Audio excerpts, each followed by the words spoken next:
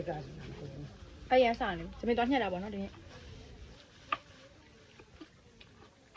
မလို့ပြန်အရင်ပါနေတော့သမီးညှက်တဲ့ဆရာနဲ့ခေါင်းလျှောက်သွားတယ်ညငါပိချက်နဲ့ဒီမှာကျတော့ဆက်သားကြော်ညလေးနဲ့ဆက်သားလေးနဲ့စားပါမယ်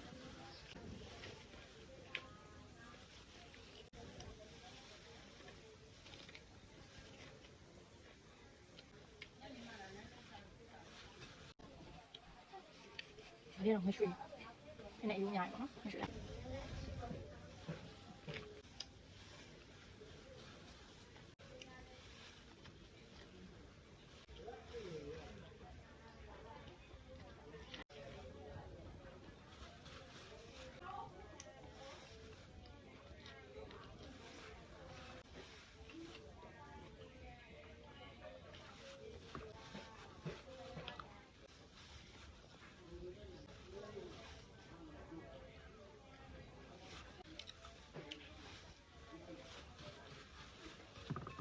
ဒါပဲလေ